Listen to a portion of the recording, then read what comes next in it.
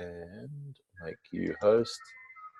It was a little bit clunky at the start, and off we go. So that should come over to you now, Helen. And, excellent, thanks.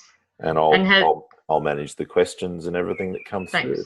Can you see my screen? Can you see holistic policy? Not yet. So do you just you should have a share screen button. Oh, at the sorry. bottom Okay, there. righto. That's probably what I've done. Yep. Thanks. No worries. Thank you.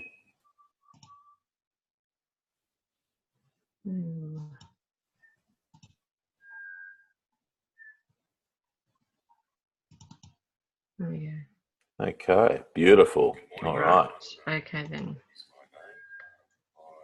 I'll just put this up.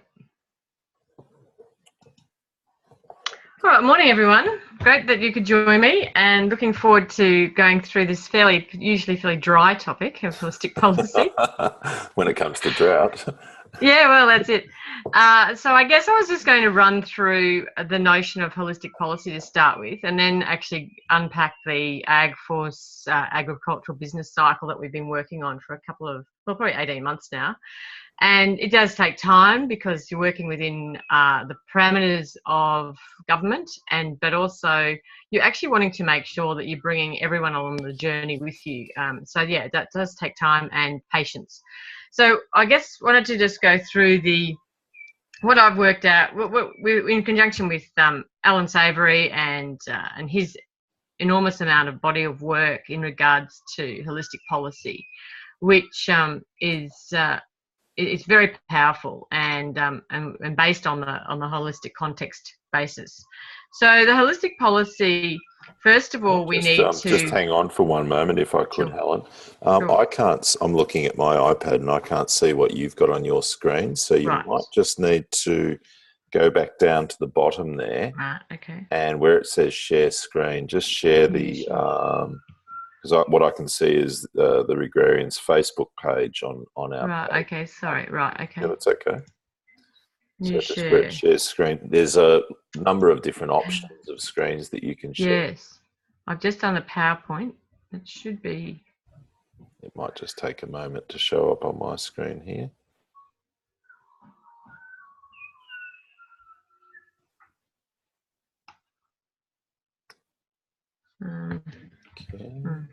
Okay. It's still. No. What I might do is escape. I thought I could just. Oh, there we go. Yeah. That's probably what I didn't do, is I didn't click the.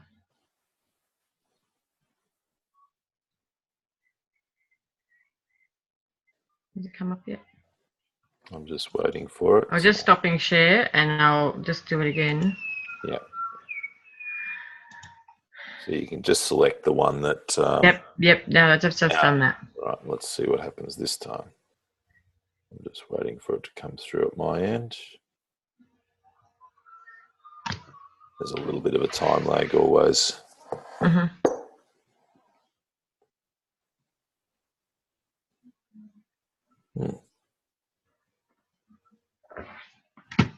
All I can see on my screen is the now viewing Regrarians Limited screen. Okay. So down the bottom, when you click on share screen, there should be a whole range of different options that come up. Yeah. I've got the share. Do I need to put my screen up first, or can I share screen? Yeah, so ideally that little document that you had there, the PowerPoint that you had up, should be the one that shows. Yeah, it is. Yeah, it is. So if you click on that, it should be the one that shares on the screen, because you can share everything that's on your screen, or you can share individuals. Yeah, sure. Okay. Well, I was.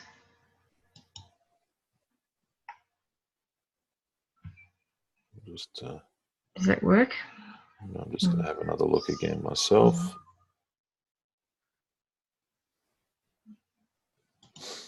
Here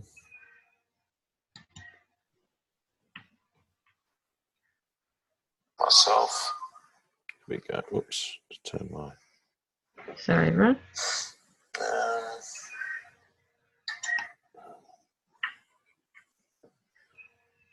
Myself. Here we go. Whoops. To turn my. Sorry, everyone. Oh, there we go. Okay, that looks like it's working now. Okay, great. All right. Yep, that's Okay. fine. All right, Good. pardon me. Thanks. Sorry about that, Helen. That's No. sometimes That's good. things work out very quickly and sometimes they don't. So Yeah, that's okay. No worries. Right, It's fine. thank you. Okay, good. Yeah. All right. Yeah. So I guess the purpose of the policy purpose is to prevent or address a problem or add value. So the diagnosis of the root cause of the problem is pretty paramount. I mean, if we're not starting to deal with that, then we're not going to get to the bottom of it, and policy could be rendered useless, really, ultimately long term. And we see that we've got littered, lots of examples of that littered around our communities and in government agencies. So we need to really understand that. What's really important with this is that it's really important that the group working on the policy have a very, very sound understanding of the ecosystem processes and the consequences of the tools that are applied in our environments, in our particular environment. So, for example, for a non-brittle or a brittle tending environment. So, those in a dry area, the consequences of the tools are going to be different to those in a more humid area at soil surface. So, we really need to get that clear, and people need to understand it and really, acknowledge that that's correct. And this is where I think we're having the problem in regards to the debates we're having at the moment in regards to anything environmental, is they're all coming from a different point of reference. And until we get, it's a bit like having the baseline test for carbon, soil carbon, and actually then being able to use that to measure that agreed measurement and how to measure soil carbon. And then now we can launch from that to actually have a trading and be able to trade soil carbon and use that as a mechanism. So we're in exactly the same boat in regards to policy, particularly related to the environment, because until we actually find that common ground and understanding of and agree on how nature functions and the consequences of various activities in nature and in our landscape, we're always going to be talking at odds because we won't be understanding what the baseline is. So that's pretty important and quite hard to do, obviously, in this time, given that people have got different ideas and people have got a lot of vested interest in their knowledge and their years of work in particular areas. So you've got to be really respectful of that but actually with evidence and understanding and just massaging the ideas. And this is why it all takes so long. So we need to be very aware that that's a pretty important part of this being successful. And also the whole region that it affects, the people, the organisations, the resources and the money. So it's actually about really making sure that we acknowledge what is the whole. Is it the region? Is it who are the people? What is the organisation? So we really need to understand the whole under management and who is impacted. And then ultimately you have to create a holistic context, but I'll go into that further. So that's, I guess, the purpose of policy. We're trying to solve a problem. We're trying to respond to an adverse outcome from a previous policy, or we're actually trying to mitigate something from happening and be on the front foot. Unfortunately, most of our policies are reactive. Not many turn out to be proactive. Values are our common ground. So we start with the why. So values are our common ground if we understand that. So you can get quite a diverse group of people together in a room and establish some common ground based on our values about what we're trying, why we want to do what we're doing. And together we can create our preferred future, which is our future at its best. So I think that's really important, and that's like the future resource base in a holistic context. It's our preferred future. It's what we want our future to look like. And so if we're actually starting to think about that and put some lines in the sand in regards to how that might play out, then I think that's going to make it happen a lot sooner than if we just sort of bumble along. So, and we focus on where we are heading, not just reacting to the problems. So we're trying to actually create the policy that's going to deliver on that preferred future rather than just react to the and put band-aids on things as we move through the situation. So the policy development, it's quite involved. It's pretty involved, but ultimately can happen at various speeds given the importance of the policy. It could be a farm policy that could actually happen around the kitchen table about particular things. You might have a drought policy, you might have a water policy, you might have an employment policy. There's various policies that local farms and local businesses obviously have to have in their policy and procedures documents. So this is sort of a way in which to incorporate that as well. My perspective is. Sorry? I say, Helen, that a lot of people don't have any personal policies or family policies, which is a big thrust of this, isn't it? Yeah, well, that's right. So it is recommended, and I guess it's like it's almost like the farming. Although every farming enterprise is unique, each farming enterprise can have systems and processes put in place so that the people who run it, if something happened, there's a document there that says, well, this is how it happens, this is how it works, and you can actually share how you run your farm, and so that for the short term anyway, someone else could pick up the slack and actually do what you need to do what family needs to do in order to keep the business going. And most small businesses have policies and procedures, and I mean that's the fundamental baseline on franchises. I mean that is, you're getting a cookie cutter business, and yet which is great for a urban business. We can do a similar thing in regards to our own businesses, although they are unique. So the policy development, first of all, is time to think and really deep think. And it's about addressing the underlying cause or causes of a problem. So in regards to the AgForce drought policy, we did this in a group, our policy committee. I just said, well, what causes drought? Let's actually think about it. We're not in the same bracket as a natural disaster because natural disasters come and go quite quickly. They come out of the blue. They're over and done with probably within 24, 48 hours.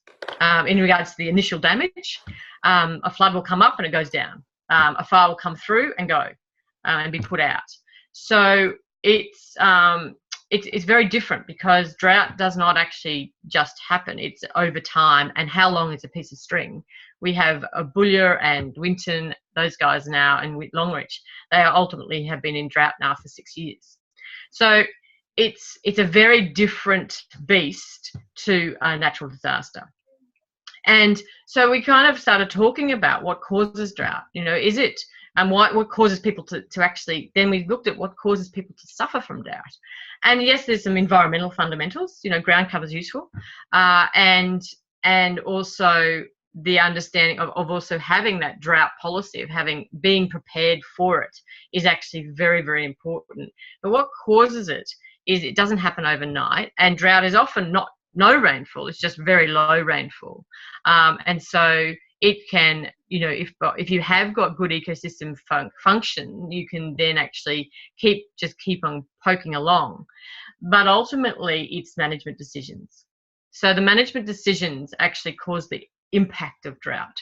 If you don't have stock and you don't have a crop in, you've got land sitting idle, certainly, but you don't have the stresses associated with drought, because you've got nothing to keep alive and you don't see money going down the drain in the paddock with crops failing. So it's about really being very aware of your underlying circumstances of your landscape and making an early call. So we talked about that, and we talked a lot about the landscape health as a pretty important part of managing drought better. And if we have healthy ecosystem processes, we've got ground cover, we've got functioning landscape, then we are going to take in water, better, and we hold it for longer. And then there's a whole and then all the benefits that come with being able to hang on to your water. So we really started looking at that, and we looked at the drought becomes a problem when we haven't planned for it and we haven't actually created it. There's no way that even highly functioning ecosystem processes can go with below average rainfall for over 6 years. So the point is that it's particularly in our brittle tending environment here in Australia. So it is not going to, we need to honestly acknowledge we're going to have to, if we really want an agricultural sector and farmers, there is an element of support required at some given time. But let's be as good as we can. We have been in this country for 200 years now. It's probably time we worked out that droughts are given and it's part of the business cycle, and that we probably should manage it a little bit better. So that's probably, the balancing act on that, is that yes, we need support over time, but as producers, let's be as good as we possibly can be before we actually need to engage in that support. So then we need to also address the concerns, the pain points for those affected by drought. What solves the pain point? How to ensure the support of the policy. So this is about really saying, this is what I was going back to in regards to the pain point of affected by drought. So what is the effect of drought on people, on landscape, and in the financials? How can we solve those pain points to ensure their support of the policy? And so we're trying to address concerns. And so then the team then gets together and creates individual policy ideas, but also review the existing policies and programs. So for example, with the AgForce drought policy, although it's a state-based organisation, we are looking at this as a federal initiative, a federal framework.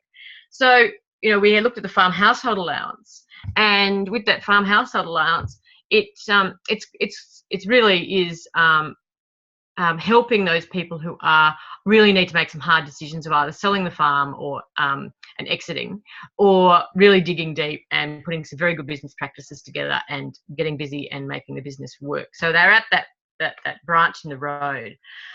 Inside of that is a training package, and they are at that point down the road where they really have their headspace is probably not in the best place for training, because it's actually, most of them are actually looking at exiting. So you think, well, if that's the case, then why do we want to use that as training? Why don't we actually use that as RPLing? So people who have got years of experience on properties and stations have got enormous amounts of skills in mechanics and boiler making and various labouring credentials, plus also financials and bookkeeping, etc. So let's actually provide that whole recognised prior learning and give them a wad of certificates to go out into the world with, and be able to then restart in a new position. So those are the sorts of assessments and changes that we've kind of looked at and wanting to tweak over time to make them a little bit more relevant to given the situation where people will be at. And then take that training package and put it into the beginning of the normal season, where we're all in good spirits and we're all moving forward and we're in the right headspace for training, and we can actually do something that's going to then continue to build the business. So then we looked at, the team pools ideas, and we create and complete the initiatives. So we actually look at what we've come up with. We brainstorm. We're basically putting together the bits that make sense. So a training package from over here fits with the front end. We reinstate some training support in the good season, and then and various things. So we just basically tweak the policies and the programs and actually make them more relevant for the various phases of the cycle, which I'll go into a bit later. So critically, the team need to have the same understanding how nature functions, as I said from the outset. We really need to understand the consequences of the tools on our landscape. The initiatives are checked towards the holistic context, ensuring the new thinking solves the root cause, socially, financially, environmentally sound. The team merges initiatives into a draft policy, and including ways to pitch it to the public and the media. So this is really fundamental. We really need to have both the implementers and the media involved right from the outset, and that's critical. They have to be part of the process. And also what is really valuable is to work policy up in regards to the existing within existing programs. For example, in our drought policy, we've really made the ability for farmers to put their own hand up to say, I'm drying. But it's actually done within the framework of our currently functioning in individual drought declaration process we have in Queensland, which is really powerful, because we all know of the time when the next door neighbour's property just keeps on missing out, or our property keeps missing out, and so and yet everyone else is okay, but we're actually really dry. And I just think that there's the individual drought declaration process allows people to then own their own process of an acknowledgement of drying, and then and we can go forward. But what is good about that in regards to a policy context is that exists, that currently exists. The mechanism for that initiative exists. We don't have to reinvent wheels. Government agencies don't have to think of something new. There's no extra money required to make it happen. So all those things are very beneficial in regards to expediting implementation. It's when we start to say, we've got to throw everything out and start again, that's when, you just looked at and everyone just shakes their head and go, well, that's never going to happen. So you've really got to be smart in regards to where you pitch it and how you actually integrate it into and how you can just slightly massage or tweak existing systems and processes so that you really are making it easy for the implementers. And then, of course, the media and just people who can promote and support your idea. Early conversations with media is critical, and obviously using social media and creating that platform early, so that when you actually start really getting into the serious policy talk and wanting to actually promote your policy, you've set the platform up and the background up, so it makes sense for you to be doing this, rather than just suddenly coming out of the blue with something a bit new and fresh. It's like, hang on a moment, we've actually set the story up and now people are kind of expecting this. So you're massaging the people that might actually be offended by this or challenged by the change. You've already established some credential and you've actually massaged them into thinking about it. And then when it actually is launched, you go, oh yeah, well, that makes sense now. So I think that's really important to really spend some time in the back end and behind the scenes setting all that up. Otherwise, it's a bit of a shock for everyone, and it will just simply slow the process of implementation right down. Policy context. So to pursue our values, and this is where, sorry, this is the front. Oh, I put that in the wrong spot. So then we actually need to have the policy. This is the policy context. What needs to be enabled and the opportunities. So from our context, we pull out all the things that we have to put in place in order to enable that. So we've talked about initiate innovation. We've got to set, and this is all setting up that platform I was talking about. So the training, the extension, the monitoring, like start talking about using this language for people so that people are aware of the language and what it means to them. We're wanting to seek opportunities for producers to maximise their viability, encourage new people into agriculture, advocate for continually improving livelihoods. So all these things actually start building and are really critical business systems and business processes to put in place and initiatives to take in order to move agricultural families and businesses forward. So the implementation and the marketing is the implementers are inside the tent throughout the process. Really, really important. You need creative thinkers, researchers, policy writers, and the pitchers, the people who can promote it, and implementers to make it happen. And these are often external, as I just had that conversation. So the implementers and the media are often external in all of this. So this is the implementation, obviously, is where the rubber hits the road. It's whether or not it's a success or not. And that's why it's worth spending the time preparing for that. And of course, big time is monitoring. So we actually have to really determine the criteria to monitor the policy's implementation and is it successful. We need to really talk about what will it look like if it is a success. What's our first sign that it could be down the wrong path or we haven't done enough early work. And and just plan, monitor, control, and replan. So it's always a continual improvement and also tweaking of existing.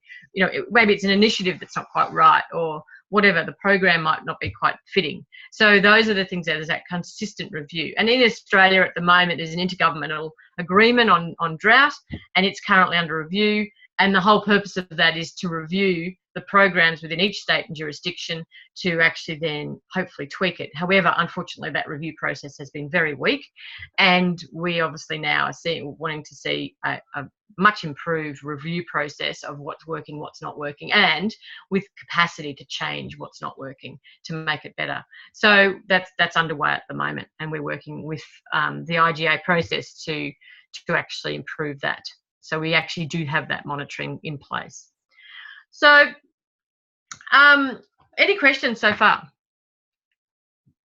No, not that I can see coming through. I've got a few points that I've been making, such as which I'll hold on to those until you get through this, Helen, and then we can have a bit more of a free discussion. I think that it's really important to see what you've put together here. Yeah, sure.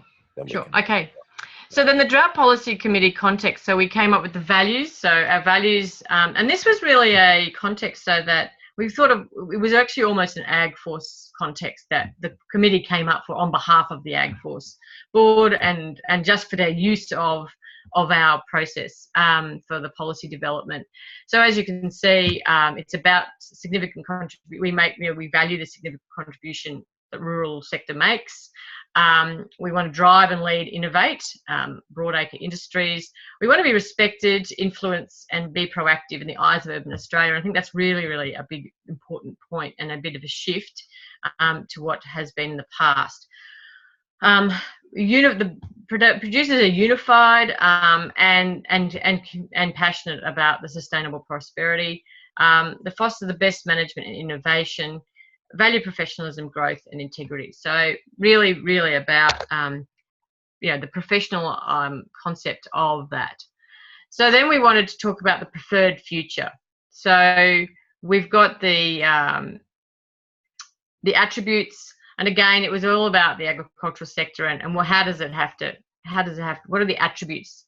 We have to have a great sense of self and attitude, managing, plan, proactive, all those really positive things that and business oriented, valued, supported, skilled, community, employment, vibrant, growing. I mean, all these people, and it is probably, as we talk about this preferred future part of any holistic context is a little like utopia, but it's probably better to be heading towards utopia than not knowing where you're heading. So we tend to it's a very positive approach and a picture that we're painting with these words. So the infrastructure is well serviced, reliable, and on farm is safe, child friendly, gear is well maintained, but we're adding value to supply chains, we're innovating, and there's good access to water and water use efficiency. The environment is healthy, and of course ground cover, high yields. And we were very fortunate in this process that every farmer in our policy committee were understanding of the ecosystem processes. They had all done holistic management or grazing for profit or some sort of baseline for their grazing. So this was not new for them. And the context was a new process, but the understanding of ground cover and functioning ecosystems was a very universal understanding, which probably helped this process enormously. We came from the same understanding of the environment. So that's our thing. So when we came up with, I was in an NFF meeting and we were talking about drought, and I just went, there's more to this. It was so linear what was being discussed, and there's more to this. We actually, all these programs have a place, but they don't all fit at the same time. And so then I sort of came home and on the plane, I drew this circle. I drew this circle and just went, this is actually a phase. This is actually we have to acknowledge there's a normal, it's all part of the agricultural business cycle. And as I said before, we have been here for 200 years, and maybe it's time for us just to bring it into the ag business cycle and not sort of have it out as some unique thing that might happen or happens occasionally. It happens, and with climate change and variability, we know we're going to have bigger rainfall, bigger droughts. Everything's going to be a little bit more extreme. So it's time to actually just stand up and say, righto, well, it's happening. Let's actually incorporate it and be prepared for it as best we can in our business cycle. So this is the ag business cycle. We have a normal phase, a drying phase, a dry phase, and then recovery. And in the middle, and I'll show you. I'll go to the next one. That was this one here. Is the social, environmental, and economic actions. So for every phase, people need to participate in social, environmental, and economic actions, and then that sets them up as being eligible for the support that might be available in the drying. Right. So there are certain programs available in the normal phase, and then we have there is an eligibility of drying. So an individual farmer can put their hand up and says, I'm drying, and that's based on soil moisture. It's based on rainfall events or lack thereof. And through the independent individual drought declaration process, you then also put into there what actions you've taken in these 3 areas to actually mitigate the drying or or put the drying phase off. So all the things that we would like to see in social actions is mental health. So that actually continues all the way around as a social activity. We want people to continue to be engaged with their communities and their family and actively and healthy mentally. And then there's also the environmental actions. So have we managed our grass? Have we got a grazing chart? Have we understand what we're doing with the grazing? Have we put some money away? Have there been some activities putting things away? So obviously it's not going to be prescriptive. It's just going to be a selection of ideas that people can do. Is there a business plan? Is there a drought plan? What have you got available? What have you done in order to manage, be prepared for the drying, and try and put it off as long as you can? So this is where there's a bit of a line, and then people put their hand up, and then they cross over into the drying phase. And so then there are various things, and I'll go into those in a moment. There are various activities that people need to do in the drying phase to be eligible for the drought, for the dry phase. And then again, the dry phase here is then we move into certain things, and then recovery phase. And so you move into your recovery after you get some rain, and there are certain things you need to be doing your recovery phase to access some of the programs that might assist. So there's that whole process of moving through. What we understand from this is that because people are owning their own drought, basically, they're putting their hand up and owning the decision to be drying or dry, they are also going to own the actions that go with that. Currently, drought is imposed on the farming community. You're told you're in drought. And so that actually puts us on a victim footing rather than I chose this and I've got some plans to make it happen. And also, unfortunately, at the moment, there's an eligibility criteria, but there's not a mutual obligation. So yes, you've got to be a certain financial situation, or it has to be really dry and you've got the weather. But there's nothing to actually ask the producer to have done a few things that make good business sense if we're going to deal with drought better and be a bit more prepared to actually be eligible. And so as a result, unfortunately, we're supporting producers that are possibly not as, are lifestyle producers, and that's okay. But with a lifestyle producer, then can we do, are we supporting businesses or are we supporting lifestyles? And I guess we need to then say it's time to actually say we really, agriculture is a business, and you are in business, and we are talking about taxpayers' money.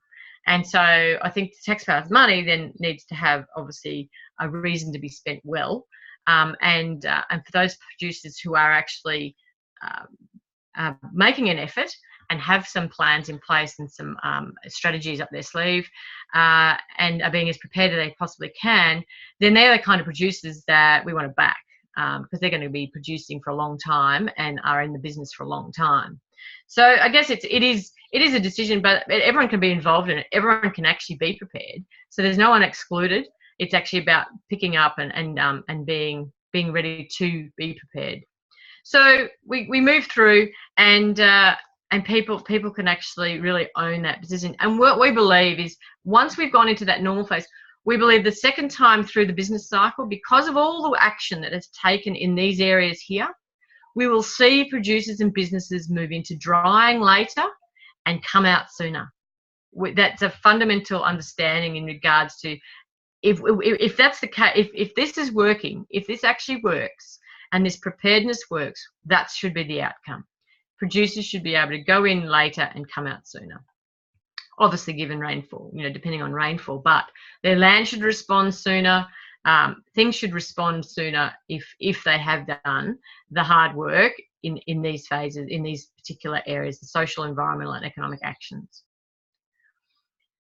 So this is the three categories, and then selected measures populate these areas. So I'll go into those. So the normal phase, some social actions, personal goals, communication, physical and mental well-being, community connectedness.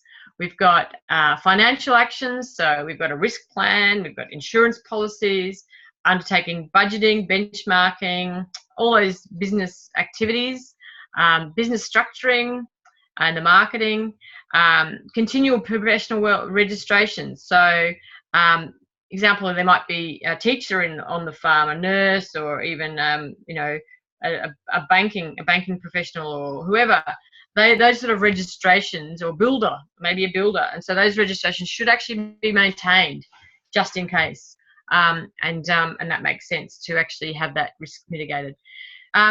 Financial wealth generating, property development. So all these things can actually start to help establish the business. And again, a drought and drought plan. A drought plan needs to be in here, and putting money into FMDs, or putting money away, or off-farm assets, or whatever it is that works for the business.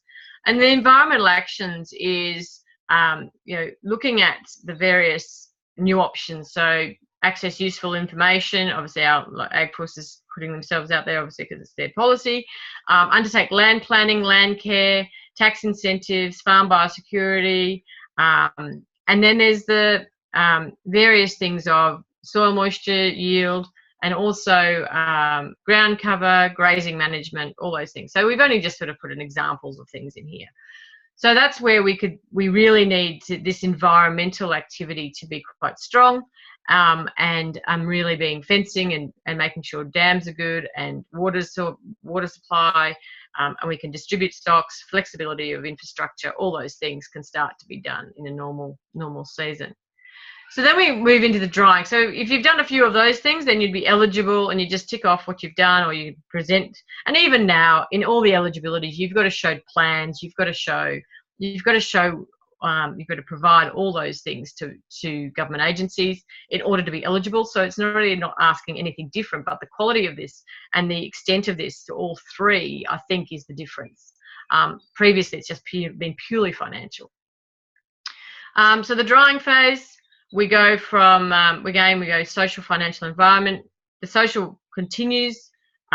We kind of keep connected with our community. Implement the business risk and livestock management plans. So again, do we make an early decision? Do we sell? Do we stop planting? We won't plant now. Those are the sorts of things. So then we want to manage to maintain ground cover. So, and obviously pests and macropod control and things like that might help. So all those various programs sort of fit in here, and access the you can actually use those to meet some of these requirements. And then in the dry phase, again, we access the reserves. There are different support, different wage assistance and things like that. So, but then attempts to protect and maintain ground cover, farm infrastructure, and this is where we would like to think we can get to in regards to the dry, is if we can actually get people, because they've worked through the dry so well, in regards to their mental state, but also their the business process and the drought plan, and they've destocked, they've really got nothing on the farm. Now it's time, everything's dry, so they can clean out dams, they can put fences in, they can put more waters in. Like, if it was a really productive part of the business cycle, in the sense that lots of stuff got done, the house can be painted because there's time. People have got time to do it, and it just shifts that headspace of being negative in the dry to actually saying, right, let's actually now get busy and set the farm up ready for rain. And I think that would also be, you know, a big change in regards to how we view the dry phase, and it could be really positive outcome for the recovery. So then we talk about the recovery.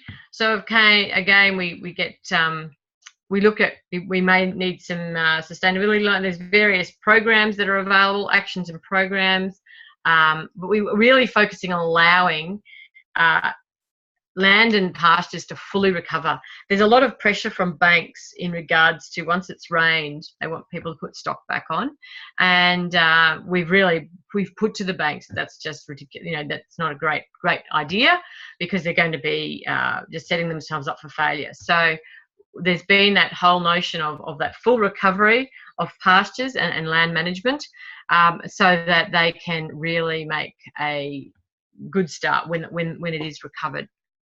And then the restocking, and you know, there's various programs, there's concessional loans, there's all sorts of things. There should be some money left from the destock previously.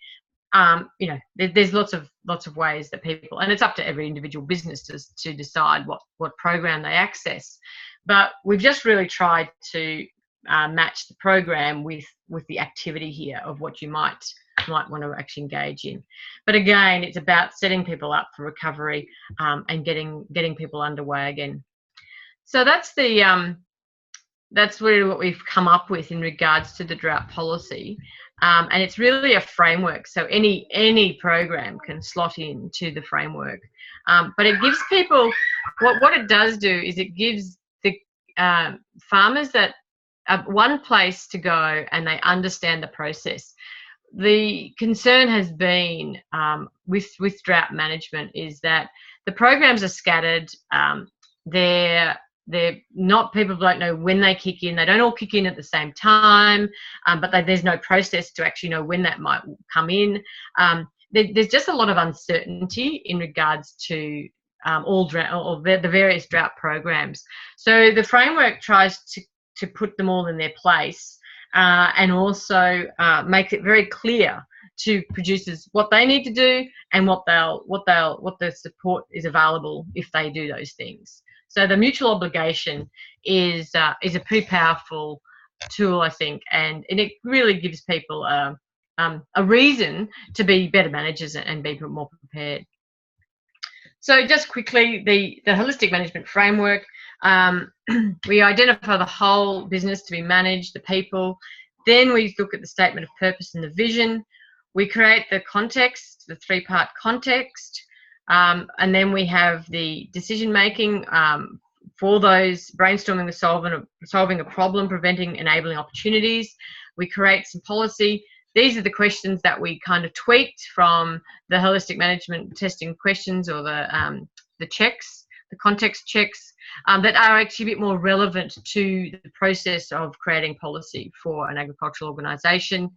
And it's all about does the policy actually give members the biggest return on the investment of time and value for money, etc. Then the early monitoring, we need to identify that. Ultimately, the holistic policy ensures an organisational context. It talks about the future. You know, last year AgForce was ranting and raving about fair laws for farmers. And I started talking about, it's actually the freedom of choice that people are after. They want to be able to manage their businesses their own way, but given a you know, in a sustainable way. It's when rights are, you know, or the ability to have that freedom is started, you know, to erode. that really impacts on individuals' values and the value of the farming community. So it's freedom of choice that's really important. And yes, part of that is fair laws for farmers, with an understanding that there's an opportunity there for farmers to actually really engage with the whole tree debate. And it goes beyond the tree debate. It goes into the whole environmental regeneration and regenerative agriculture process because of climate change and everything else. So, but there's a lot of ecosystem services that producers can provide, and that's where we can start being engaged with that process in a very positive way. Enables policy and ideas to be evaluated quickly and thoroughly towards the context. It gives people the common ground, creating timely, proactive policy. And it also, the membership knows why the organisation is doing certain things, which is really powerful. Provides clear initiatives to enable the growth and relevance of an organisation. And again, root cause of the problem. I mean, if we're not solving that, then what are we doing? And ultimately, it's win-win. So that's all I've got, but I just wanted to share that with you, and I'm very happy to have some feedback and keen to hear from the Regenerating Farmers Network of what your thoughts are in regards to the drought initiative or drought framework. That's fantastic, Helen, and well presented. It's very well thought out. I've got a whole suite of questions here in the absence of others providing them, and I'll wait for them to come along. Some of the points that I've made there, the freedom of choice one, I think, is a really good one from the perspective. Well, what sort of comes to me with that is that, you know, freedom on a whole lot of levels is something that's earned as opposed to a given, especially when we're talking with land management. When I think about Indigenous land managers in this country, if you burnt on a wrong day, that could be a spearing offence, right? Because, or if you burnt someone else's land, that could be an offence that you got speared for. So, you know, that to me says, all right, well, you qualify through initiation to be given the fire stick, and if you get it wrong, there's still penalties. And for me, it's kind of, when we talk about freedom, especially when we're talking about in Queensland and all, you know, a lot of these areas, they're very, very large areas that people are managing. That freedom needs to have some strings, perhaps, and because the flip of that freedom is, in some cases, or in many cases, perhaps in most cases, that landscape function is so diminished by that freedom that when things do go wrong, those same people are looking to go and get assistance. And so you sort of and that's why that mutual obligation, you know, really adds to that freedom. You know, if we're doing this, and, you know, if we're making a contribution to that freedom, and I think that's huge. And ultimately, people do just want to be free to actually manage their business how they want to manage it. But yeah, with that comes that well, you've got to be managing the business for the greater good, actually. You know, and because I mean, if you're expecting some, you know, government and taxpayers' money to support you at some point, then there's a public benefit that has to be. You have to then have that as part of your business model. Yeah, I think the same goes to other forms of support too. I mean, a bank provides you with support by giving you extensions on overdrafts or on loans or whatever else, or finance in itself. So there's a whole, and also there's all those other forms of capital that at those times you will draw upon, which need to be topped up from time to time. So whether that's natural capital, as we're talking a lot about, or whether that's social capital, financial capital, etc. Another point I'd make is a lot of people, like from my perspective, my mother-in-law is a really classic on this. She because of her age, being nearly 95, she at this time of year in particular, she said, "Oh, gee, would it be great to get some rain?"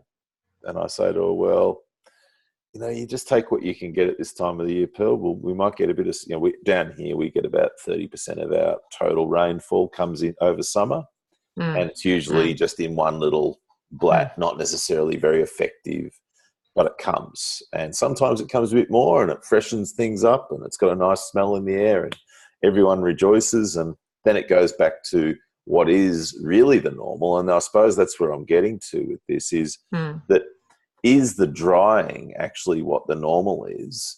And the drought, is the drought and the drying actually what normal is? And is the recovery and what you've termed or another call normal actually abnormal?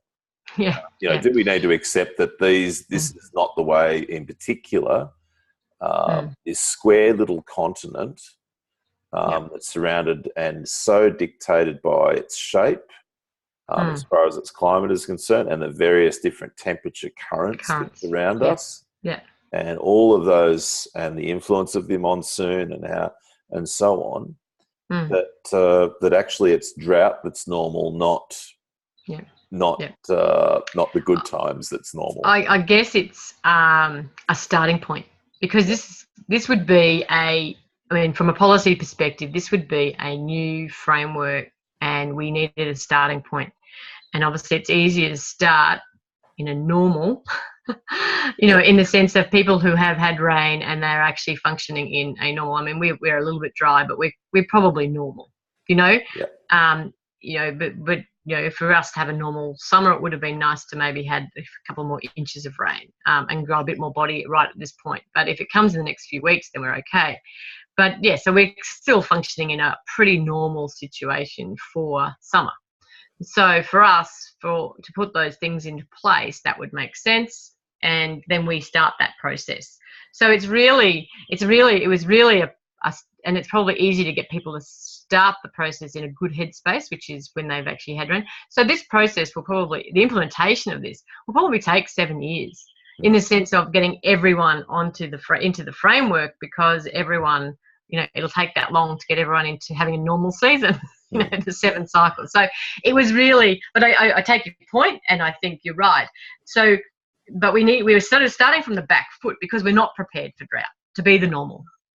And so we actually need to get people to a point where they've had a recovery and a normal and in normal to actually set themselves up for the next dry, I guess, and it was a starting point. But I kind of agree, but the whole farming community is not prepared for dry being normal. Yeah. And we need to get them to that point. Of being in that right headspace and having the mechanisms in place for their business to handle it. And I think that's what this framework's trying to do is actually put a starting point so we can get people prepared for exactly that. And being the organisms that we are, if you look at the epigenetics of hope, are very much aligned with growth. And so when you see growth, I mean, I think about it, we've got 2 times of cash flow here. One is you've got cash flow, which is linked to the growth phase, when you do have adequate humidity and things are growing and it's green and it makes you feel good, etc. The other time when you have cash flow is when you destock. But obviously when you're destocking, what's coming ahead of you, that you've probably got a period where growth and green, etc., are not going to come for you for some time. Yes. And so so hope is the thing that sort of is distant, therefore. Yeah, that's right. And that's an interesting psychology in itself to manage, and something that again people have got to start to look at a lot more closely about. And I don't know if that discussion is there too much. Yeah, that's right. And I also think that if you are prepared, then hope is much easier. Because you've actually you've destocked, you've destocked for a reason. It hasn't been that you've actually, I'm quite, I guess, blunt when it comes to this whole notion of those terrible drought photos with starving stock. That's not drought, that's poor management. Yeah. Because, an animal's not fat and then skinny overnight. So it's actually about making those early calls, early decisions, and making them firm and owning those decisions. Whereas if you're pushed to make those decisions, then you don't own that, and that then causes less hope. I think if you've actually made the decision and you've destocked, you've got your money in your bank for recovery and for restocking, but then you also know what your plan is going forward. Until it is green again, until there is that growth again. So, I think that you're right. The psychology of that, either being, imposed and pushed to actually owning it, will have massively different consequences on the ground, and I believe much, much better results for producers in their businesses. Yeah, I've got some workshops coming up with NQ, Northern Queensland or North Queensland Dry Tropics, coming up, and the first one I'm doing is at the Alkenbar station, which is near Peatlands, I think, I talked with the farmer there last week, and or the grazier there last week, and he's been in drought effectively for about 6 or 7 years there, and so we were having this kind of discussion about what the philosophy behind drought actually is, as much as anything else. I've got a point here from Bob Reckno off Facebook. Pardon me, Bob Reckar. Pardon me if I've got not correctly pronounced your name, Bob. I'm concerned with the term root cause. How to avoid oversimplification and accept the complexity of the real world. Every root cause has deeper causes behind it. How do you find the right balance between analysis paralysis and reactivity? Which is a great question, of course. Yeah, it is. It is. I think with the root cause, it's peeling back the onion as much as you can, and landing on something. It may look we only know as much as we know, and I think as long as you land at something that is glaring, that is obviously the end of that particular road, right? Given the knowledge in the room, or the understanding in the room, it's a point. At least you're going to be closer to solving than not. I guess in regards to environmental, though, I think with the holistic management, environmental literacy, it's very the understanding of the consequences of the tools on the land really help us understand the root causes of problems. So environmentally, we can get we're pretty right in regards to. And you can get there quickly because the we can get there quickly because there's an understanding of what's going to cause this. I mean, we know bare ground causes lots of issues. Yeah. So bare ground's enemy number one. Let's fix that. And I think we need to just acknowledge that there is a point where human management, and decisions that we make, is ultimately a big cause of lots of issues, and it's the understanding then what management tools and what they do to the land from an environmental perspective. For social root causes, I mean, that's a long story. We know that, but at least if we are trying to address it with, and it is two-pronged, because I mean, we can say, you can talk about graffiti, or you can talk about a social issue, and a lot of it comes down to self-esteem, education. That's a generational change that's required for shifting self-esteem in many cases. So that's a long-term change that's required. That comes from everyone from parents to individuals. Yes, exactly. Schooling. I mean, it's community wide. I mean, it's just enormous. It's a society thing. Yeah. Yep. And it's all our language that's being used. It's what's on TV. It's like there's all these things. So I take your point, but for environmental, in a brittle tending environment, when we understand brittle and non-brittle and the consequences of the tools on the land, our root causes are pretty clear. Yeah. And bearing ground in a brittle tending environment is not a great idea. Yeah. So, you've mentioned both social and environmental. There's also financial. Yes. And I could also go to, with this excellent point that Bob's made, is that yes, there is an oversimplification sometimes about this, but ultimately it comes down to a shift in what I would call the climate of the mind towards accepting that there is a difference between causes and effects, and that there's a difference between, as David Holmgren puts it in his permaculture principles, about accepting feedback, in fact, inviting feedback and being excited about getting feedback in all of its forms, and applying self-regulation. That's a self-responsibility ethic and principle that a lot of people are just not raised or consider. They'll always look for something else to blame. It'll be the government's fault, or it'll be the breed's fault, or this, or the rain's fault. Oh, the rain didn't come; it's the climate's fault. Yeah, it's the council worker that brought the weeds in. Yeah, etc. As opposed to really not necessarily going down the pathway of analysis paralysis, but just starting with that point of being someone who accepts responsibility. Yeah. And you see that too when people carry on about that great comment. I think it was, I can't remember the politician who said that, Joe Hockey said that the age of entitlement is over. Then here in Australia, at least, with middle-class welfare, we've sort of been propped up for so long with middle-class welfare. And now when times start to get tough and we need to peel that back a bit, people go, oh, crap, I've situated myself in a way without actually understanding what's underpinned all of that, or the trajectory of what's got them to there, because for some reason people don't look enough or don't understand responsibility well. That's right. I mean, I really like the rule of succession. A species moves into an environment when its conditions are right for establishment, and we'll move out of that environment when the conditions aren't right for reproduction. And if you think about it, we use it for animals and plants, but we're an animal.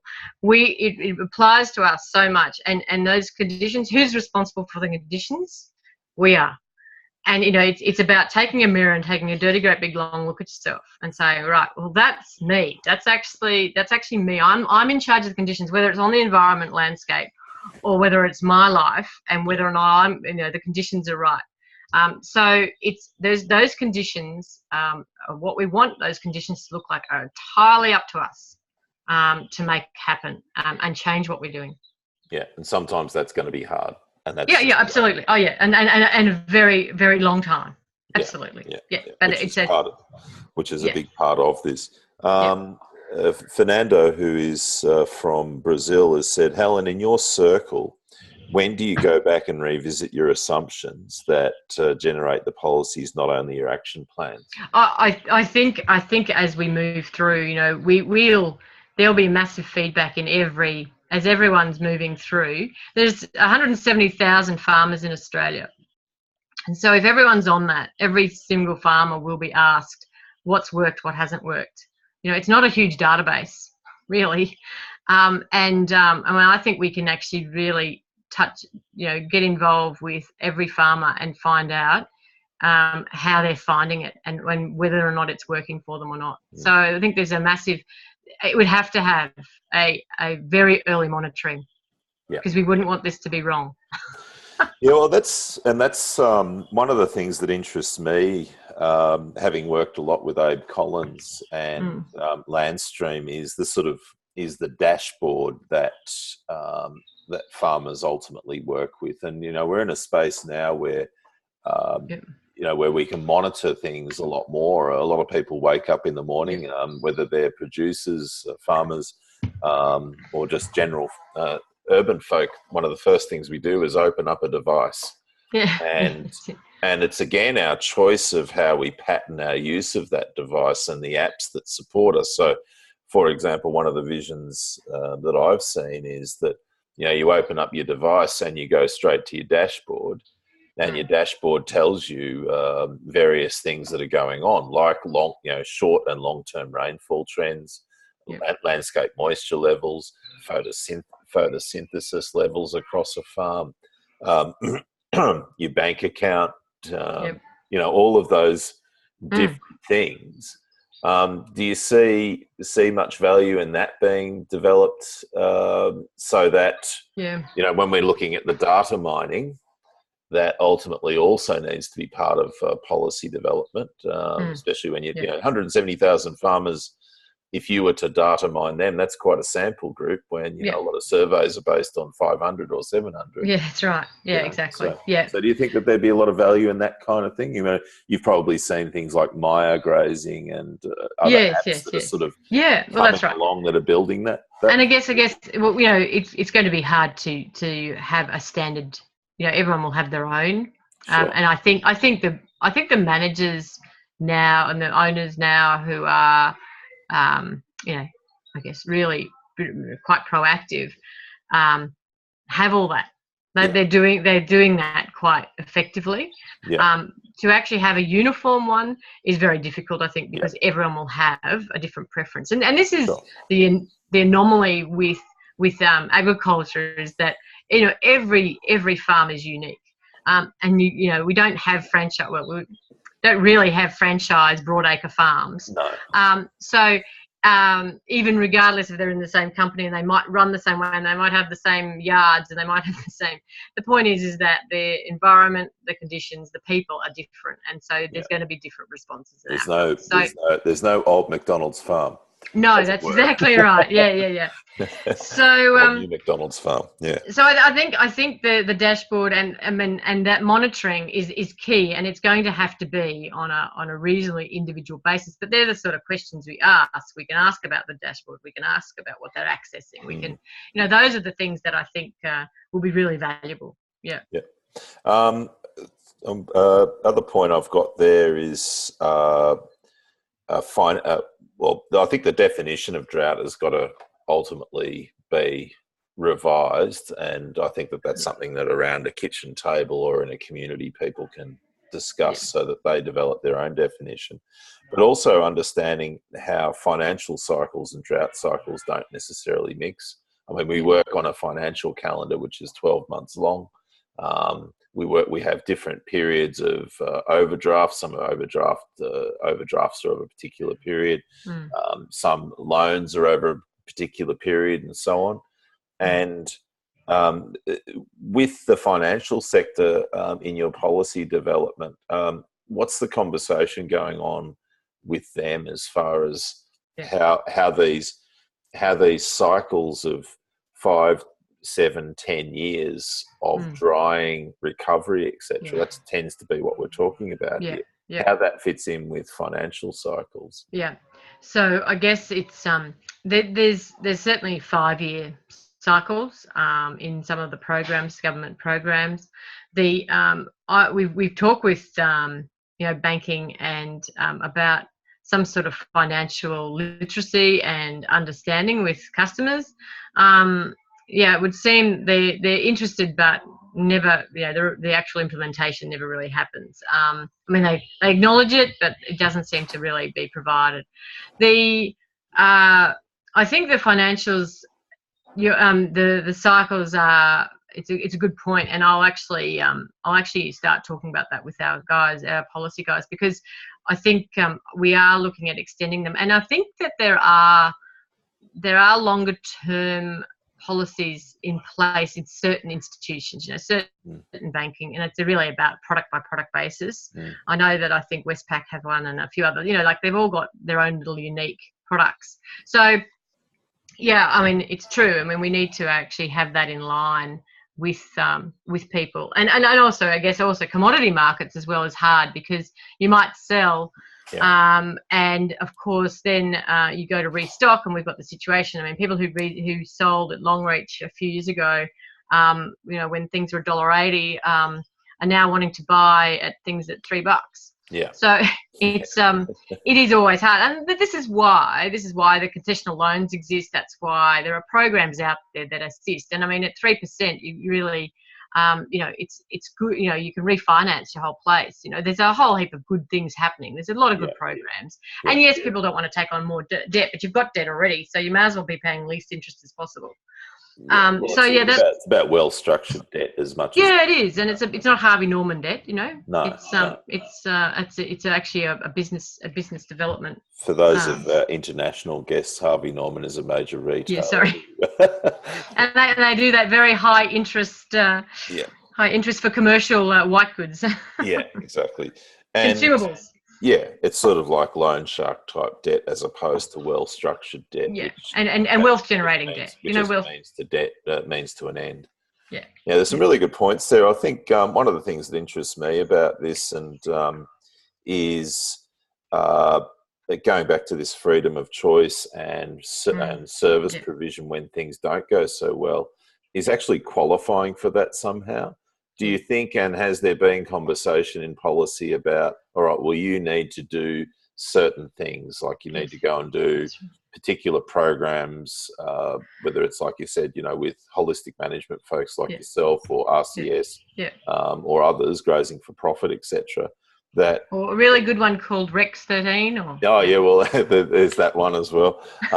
Those sorts of programs. Well, I look at, they're all different kinds of programs that I think put people through the space of responsibility and planning. Do you think that has there been conversation about those being qualifying? Yeah, and there has, and of course, everyone in the room who've done the training, everyone should just do it. But it is so difficult. That's becoming quite paternalistic and quite prescriptive. Yes. And so it's very, very difficult. You've actually got to take people on a journey for them to want to know that. Yes. If this policy and framework works as we think it will, there's going to be a need for them to know that information. Yes. For them to actually get better at what they're doing. So by actually creating the environment, we actually cause them to need to know that information. And I think that's the point. It's about they then own the decision to do it. They're not being made to do it. And again, completely different response and completely different way of operating after you've done the training, because it was your choice. Yeah, gotcha. So I think it's more subtle. It has to be subtle. It has to be encouraged. But obviously, if all the arrows are pointing towards it, then it's a fairly hard, and it's almost like, running sheep down a race. Let's just start getting the sheep to run down the race, but let's create the race in putting in the right direction. Yeah. I get that. I suppose at what point do we, like with any child or anybody, point at which, when do we say enough is enough? And perhaps we're doing that. Needs to be taken. Yeah. I think we're doing that in regards to the social, financial, and environmental requirements. Yes. So those things that those require, like there's aspects that they have to have done, at least 3 in each of the phase, each of those components in each phase. So they will have to demonstrate that they have done more training. They've got what it takes to manage their grass. They've got all their crops or whatever. They've got mental health under control, and they've got their financials under control. So we are causing that mutual obligation with the framework. Yeah, gotcha. I know in New South Wales, I don't know in Queensland, but New South Wales have got a whole lot of approved programs which are there to support farmers with drought. And there are a whole list of optional programs that the government supports. I think it's a $1,500 a year subsidy or thereabouts. Yeah, the training program. Yes. Yeah. So that people have got access to a suite of those. I think that's really positive policy. Yes. Because it feeds into what you're saying here, that here's a group of approved programs. Go and do those, but they in themselves should be a box that has to be ticked before you go to the next level. Yes, that's right. Yeah. So we don't currently. There's no federal training money. No. So and Queensland haven't got a training program, like training money, as part of their drought. And yet it's part of the actual national obligation of the states to actually implement the training. So they have a training program, I think. Yep. So Wales is offering that. And we used to have farm biz in Queensland, so it was the same thing. Yeah. And I'm wondering, yes, and I believe that there has been a lot less training done because it hasn't been subsidised in Queensland. Yeah, absolutely, because with the costs of professional assistance here without that subsidy is just not feasible. And it's falling on the NRM bodies in Queensland. So that's your dry North Queensland tropics, and all the NRMs have got bucks for training and practice change. Yeah, and that's where people are actually getting their training, is through those bodies. Yeah, but I agree. Absolutely, I think there should be a training package right up the front, and it needs to be reinstated. It needs to be reinstated nationally. Yeah. So that we can have people accessing good training. Yeah. With approved providers. Yes, absolutely. And again, if those approved providers are in line with the policy and the framework and the outcomes we're looking for, then of course that makes sense, doesn't it? Where we start getting... was a great program, Climate Ready, which the Rudd government, federal government, brought in 2009, I think. Yeah, right. Okay. That was Climate Ready was Farm Ready, pardon me. Yeah, Farm Ready was Farm Ready. Farm Ready was...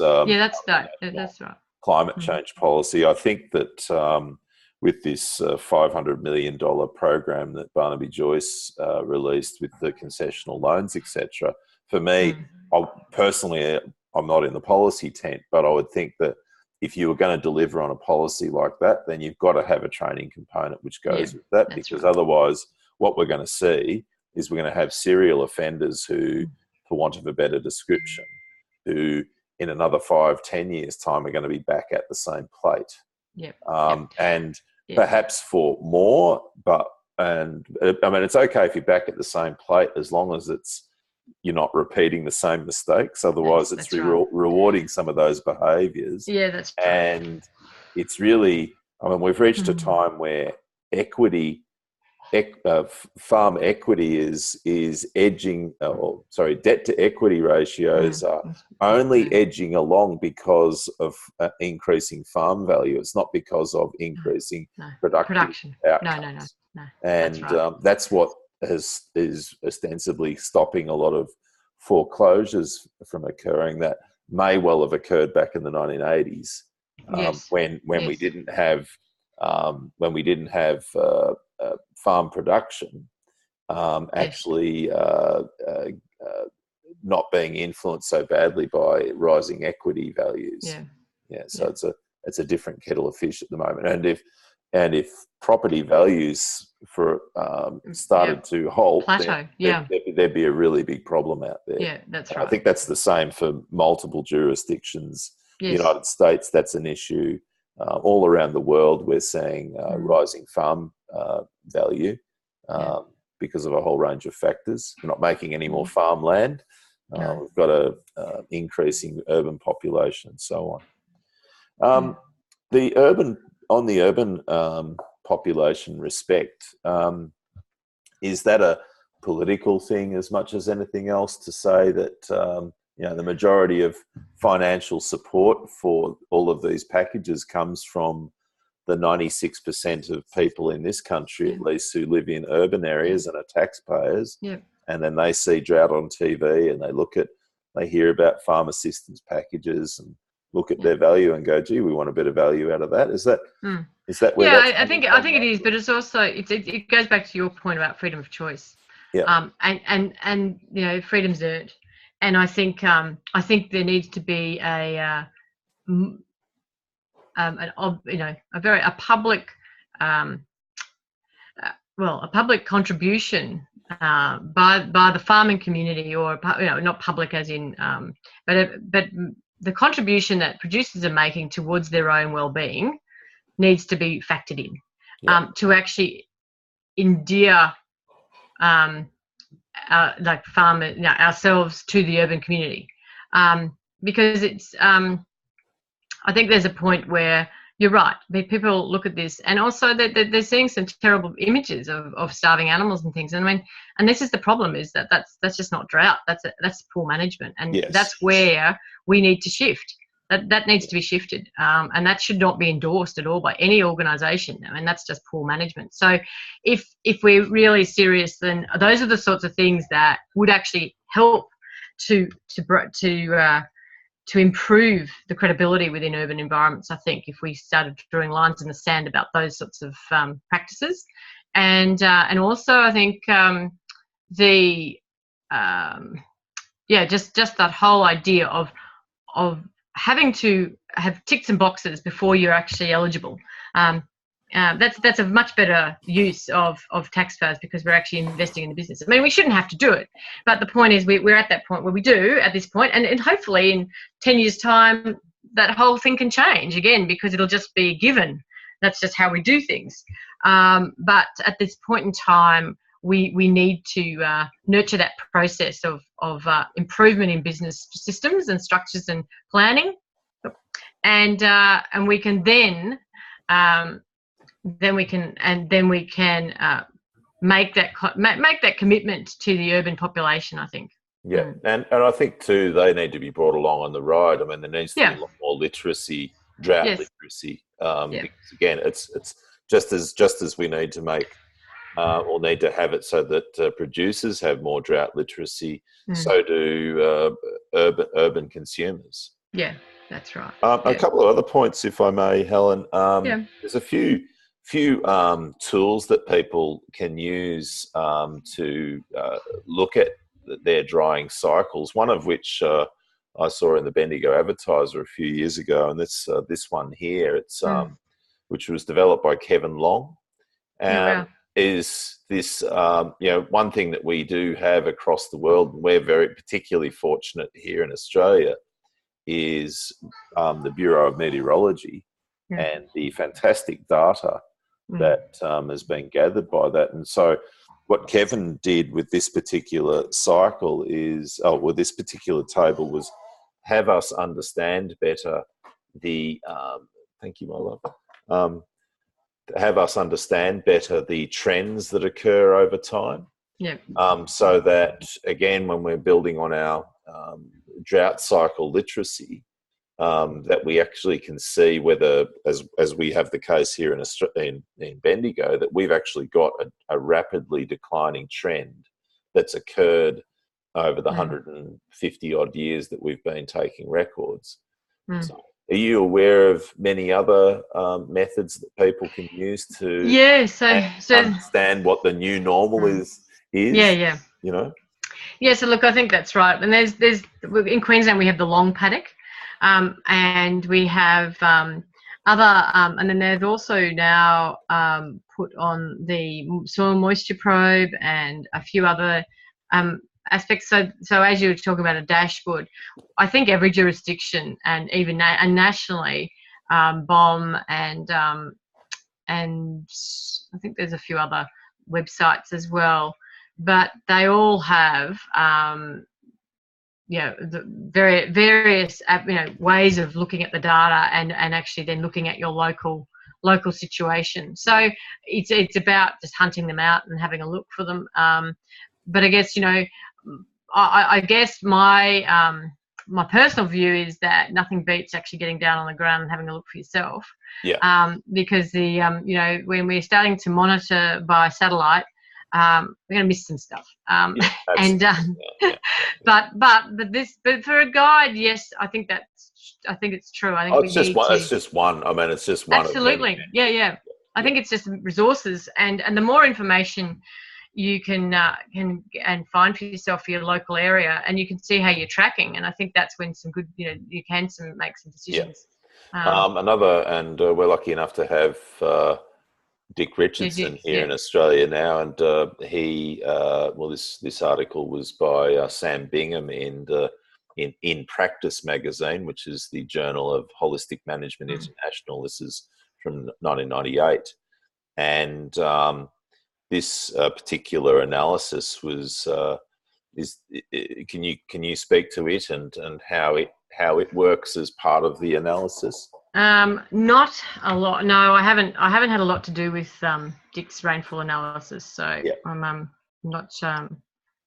Well, I'd recommend that people who are interested in all of this sort of thing start to look at tools such as this, because again, what they do is help people in brittle. One of the characteristics of brittle landscapes is that that rainfall is very seasonal.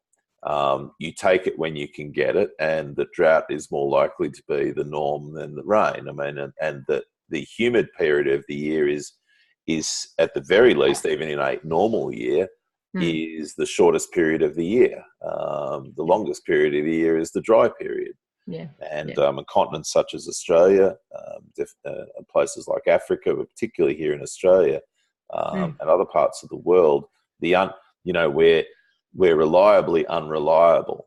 And so trying to make sense out of all of that is really important. And so analysis can help you with that. Yes. And so Dick's done a great job here. Yeah, I think so.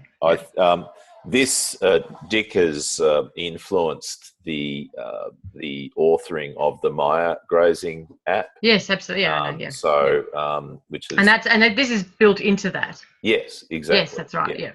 Yeah, that's good. I just wanted to give people tools that are there. Yeah, sure. Bob Recco has said again, same issues in Canada. Farm valuation is rising faster than productivity. Farm aspirations and politicians are captured by agro equipment and chemical industry. Yes, I know. The answer seems to be in technology, doesn't it? It's always. Always. And I think this is where we need to shift from technology to innovation, and innovation can actually be more innovative is actually non-chemical and non-technology. That's where we're really starting to innovate again. The old will be new again, but it's but we've lost it, so we now need to refine it and probably tweak it to make it fit our situations better. But I agree, that's their default. Technology is going to be the answer. I mean, I saw online yesterday, a lettuce farm in a building with UV lights and hydroponics basically, and yes, it can produce a lot of food, but what are we doing? How much energy in for how much? How many energy input? Yeah, that's right. And also, unless it's solar powered, I guess. But it's but also then, what is the long term loading on the artificial fertilizer being used to grow that plant on us? Yeah. All those things just aren't talked about. No, not at all. Well, that's all part of a broader discussion on literacy. Absolutely. Another thing, and this is when I go to Alkenbar Station in a couple of weeks in the middle of March, when we launched that tour up there. I spoke to the farmer there, Robert Hollingsworth, about Charlie Follot's project out at Carisbrook Farm. Oh, yes, yeah. And at Winton. And you mentioned earlier Winton, and I was lucky enough to tour Carisbrook Station with Charlie a couple of years ago. I might just bring up a piece by him. Just bear with me for 2 shakes. I'll just get... we actually have on the Regrarians YouTube channel a video on Charlie's project here, which I'll just bring up for people in the link, just so you can. Oops, I might have to let Edward Snowden do his piece there before I leave him. There we go. So there's a video here that was done in 1990, and that's the link there if people are interested. And one of the great things about what Charlie and his wife Anne did out there was to develop on a 55,000 acre property a series of storages, which every year since 1966 have overflowed.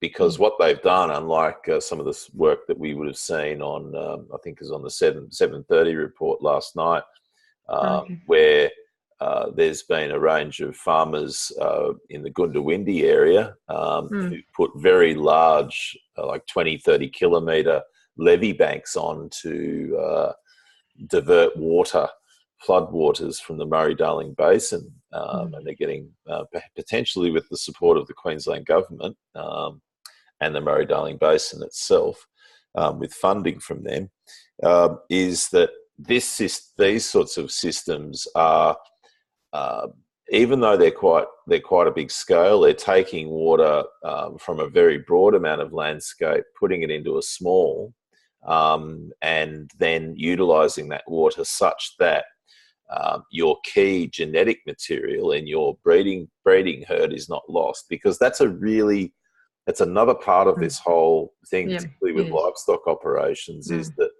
there's destocking and then there's destocking. And to have to lose all of that genetics of all of that highly adapted livestock that you've worked on for years is it's your IP. It is. Yeah. And so that's one of the things that, like, going up to the Hollingsworths, that's one of the things that they have done. They've they've destocked completely. So there's all of their IP, as you put it, gone. And so I talked to them about what Charlie had done. And, you know, even in a 3-inch year, which is critically dry, Charlie has still been able to fill his keyline dams, do his irrigation of about 1,200 acres and keep the dream alive. So what are your thoughts on that type of thing? I know that's a tools and technology approach, but it's sort of like picking your tools and picking your technology, isn't it? Well, yeah, absolutely. And it all comes down to, I mean, as an educator in holistic management, it comes down to the context you have in mind. But I think all those the keyline, all those land planning tools that your training covers, I think it's exceptional for people's properties and it makes sense. So yeah, the opportunity to actually better manage is there, and so as a result, it's one of those things that we need to. This is part of what we would like to see. If people are in a dry phase and they've got time on their hands because they don't have, not running around feeding and things like that, then it's actually, this is when they can be doing this sort of thing, and so that they're ready for rain, and they're ready for doing things differently. So I think it's all these, there's just so many options for people to improve their landscape and to retain water, and obviously keylines are a huge part of that. But, well, keyline as a farm planning tool. As a farm planning tool, absolutely. And the farm plan, that's pretty well important from the outset. To know what you've got, where it's flowing, and how you're going to capture it.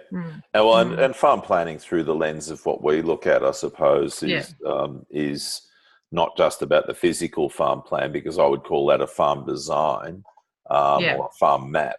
A farm plan is really about this social planning. It's about this financial planning, and it's as well as the land planning. So you've got all of those elements together, and the importance of landscape function or ecosystem function. Well, this has been a really wide-ranging talk. Thank you so much. Do you have anything to add at all? And I don't see any other questions that have come up. No, I think that's all. But thank you all very much, and thanks for participating, and thank you for all your points. There's some really great feedback and some very interesting perspectives. So I do appreciate that, and I'll be taking some of that on. I'll take them on board and see how we weave it in. It's important that people like you are at the table. So I appreciate that being the case. Good. No worries. And I'm just looking through my notes to see. Oh, there was a point there you made just before I go about FMD in your presentation. Farm management deposits. Farm management deposits, pardon me, just need to clarify that in my notes. Sorry. So farm management deposits, so there's a federal government program that farmers, when they have additional money, they can actually make a deposit, and then that actually comes out tax-free, I think, out of the farm management deposit, so they can actually use that to restock or do other things while they're in drought. Well, so just the final points, there's probably key points from today that I've got that we need to really develop a strong definition of what drought actually is, and an understanding through drought literacy that drought may well be the actual normal situation, not that growth is abnormal. Take it while you can get it. And understand that drought as well is a function of management as much as what comes out of the sky. So how you respond to your climatic conditions. That it's really important that that you take a multi-pronged approach to self-responsibility and root causes, and understanding the root causes of what's going on, and that you take on that responsibility. That there is nothing more important in all of this in a lot of ways than ground cover. And that the maintenance of ground cover will largely determine how you do recover and what you have once you do recover. Apart from all of the planning that needs to go on, that there is a lot of complexity with this.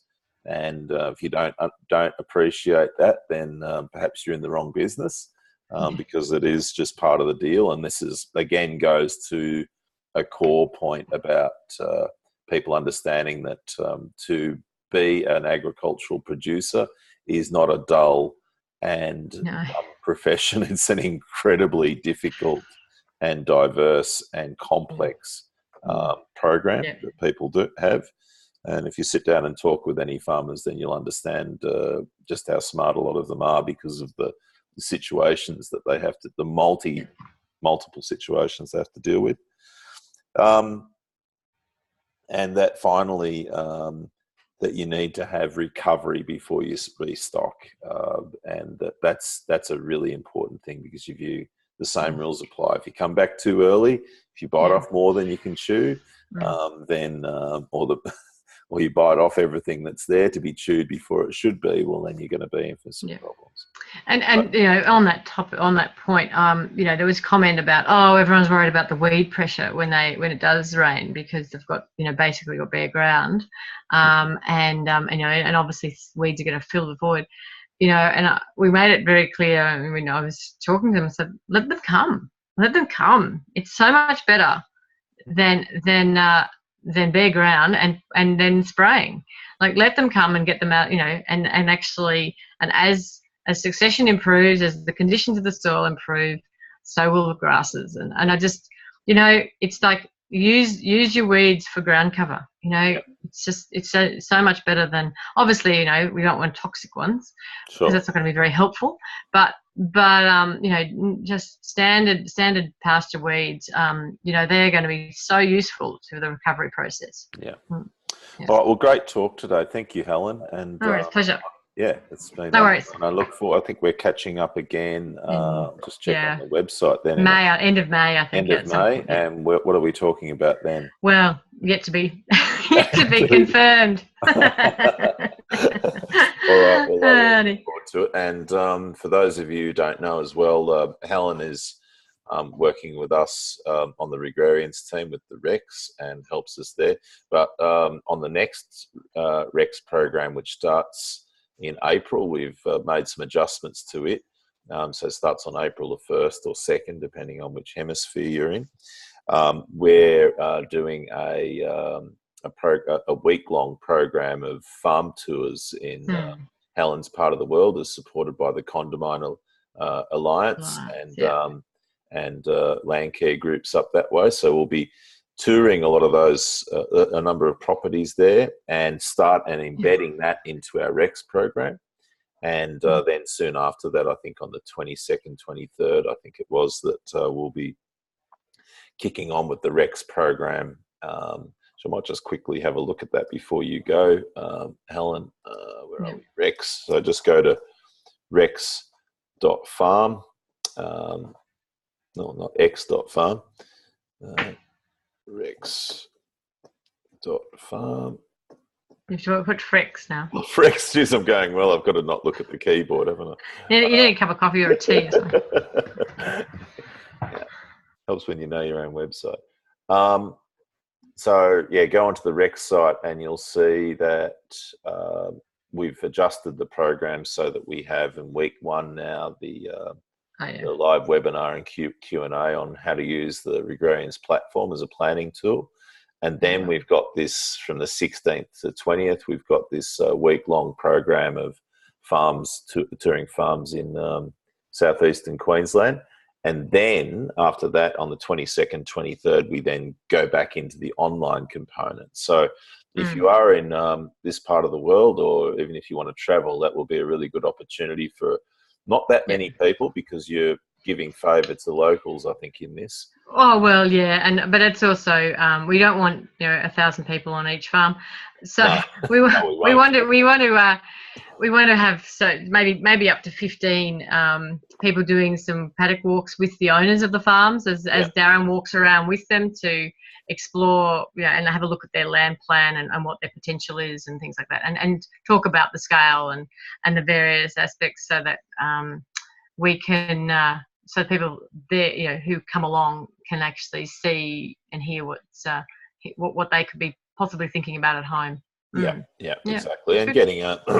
getting a more, perhaps a bit more visceral experience with a group of people than just doing a straight online program. Yeah. So we're very excited about that, and then we'll kick on to the rest of the program as I talked about on yesterday's webinar. So. Which goes up until the 12th and 13th of July. So where we look at all of these different layers within the platform. So again, thank you very much. If you want to know more about Helen, then you can go to Picots Farm. There it is there. There's the website for her and her family. You're managing 3,500 acres, I hear, so you need to update that soon. now. I think soon. So expanding there and with your husband and family there and producing. And if you're in that part of the world, of course, you can go to the farm shop and get all these lovely snags and chops and all sorts of things there. Yeah, that's right. Great steak. Honey. Yeah. Look like a nice bit of intramuscular fat going on there. So well finished beef. All right. Well, thank you so much for that, Helen. And I really appreciate your time and friendship and collegiality, and we look forward to catching up with you again soon. Great. Thanks, Darren. Thanks for the opportunity, and lovely to have a chat to you. And thank you, everyone, for your time and joining us. All right. Take care. Bye. Bye.